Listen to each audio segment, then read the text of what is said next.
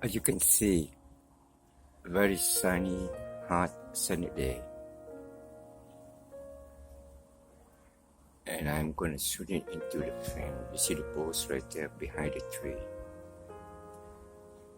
That's in the shadow, but it's not too much of a shadow. Okay, here we go.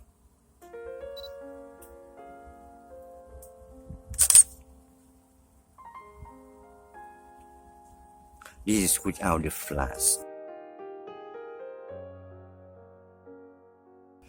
The setting is the same except I turn on the flash.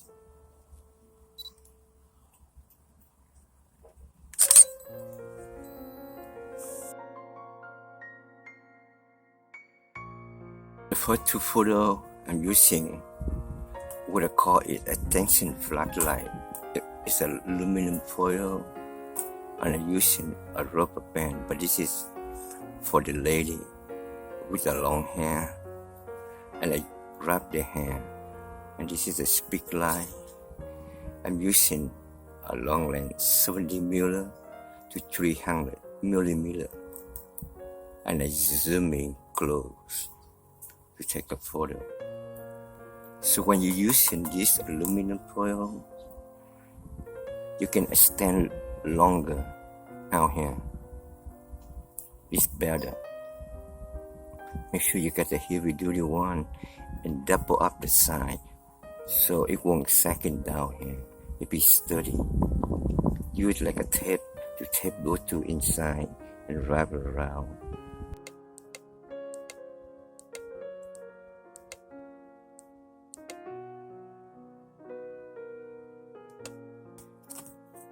In front of the floodlight, and this one facing out. The most effective is around the center here. So when you use the floodlight, you don't need to use a lot of power. I can go like 132 of a second.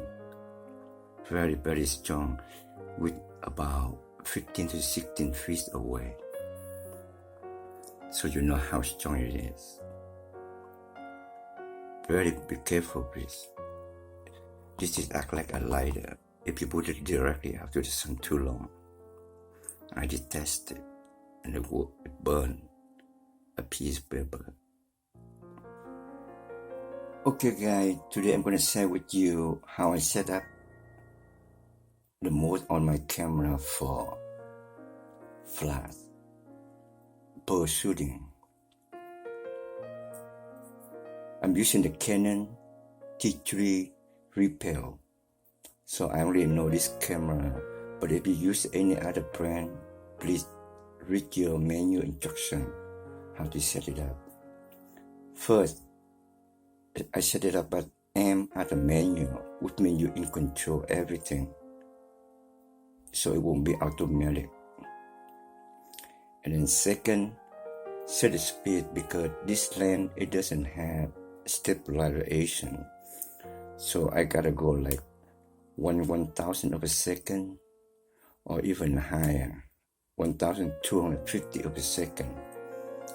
And this one right here depends how fast your subject moving. Let's say the bird fly up in the sky, you may want to go up higher, 1600.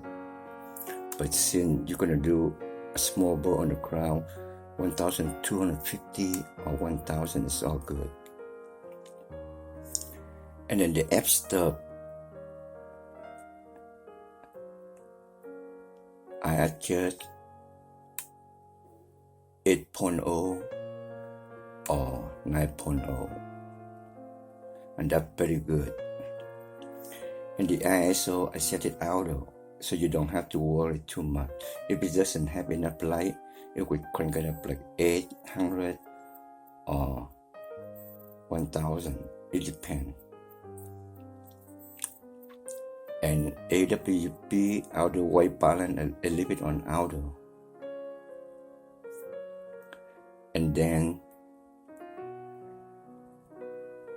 for the focus, I'm using AI servo, which means when you press the shutter halfway and you focus the subject then moving, it continues to track in the subject so you won't get a blur.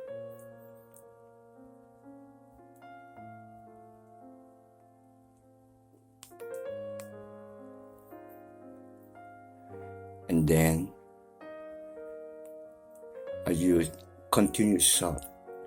For this camera, it gives me 3 shots at a time, but you can shoot at 2. I know there's some camera that give you 5, 10, 15 shots. Those are high-end. I'm driving a small one here.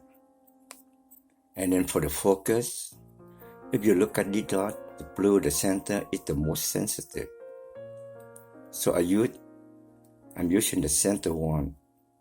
Even the bird behind the tree branch, you still can focus it. But if you use any of this one here, it will focus everywhere, so your subject will not be in shot. They only have 9, but I know some of other camera high-end, they have more. So this is what I'm using right now. I just turn on the flat, and I'm going to hit the menu. I'm going to select flash, and they call external flash,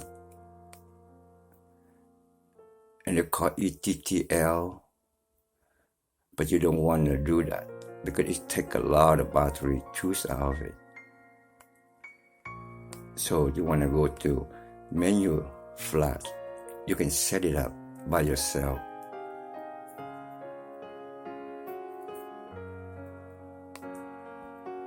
And then flat output. This is the one right here. 128 at the lowest. And you can go up to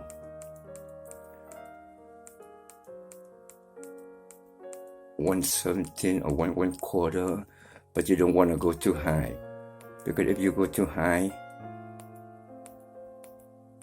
the flash will not reach out very fast. So I go between 118, 1/4 something, or 1/32, and I hit OK. So just test your flash. It depends on the situation. And you want a foot curtain and zoom. You put it auto. So when you zoom in and out, it will automatically adjust on your flash. See? And that's all to it, guys. And I hope you all have fun. And always shoot on menu and put the zoom flat auto. So wherever you zooming in, zooming out, this will tell your flash automatically move up, zoom in or zoom out, so you don't have to adjust. But be careful with the butterfly, they move very fast. So make sure your flat power not too high. Otherwise it takes a long time to recharge. For the battery, use on your flat light or speed light. Don't buy the normal one because it can eat very fast. Some situations you need higher power, it's gonna run fast. If you're a medium user, you can buy like Enterprise or Duracell, rechargeable. And this battery compatible with this charger or the Sony one. But if you're a heavy user, I would recommend Enterprise. It costs a little bit upfront, but it gives you longer time to flash, more power. It won't run out too fast. With this battery, it's still good, but if you use a lot with like medium power to high power output from your flash, you're gonna run down very fast.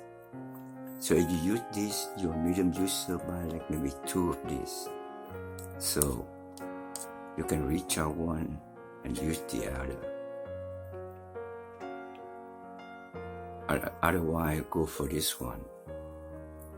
Anyway, I hope this video helpful. And thank you for watching. Goodbye for now.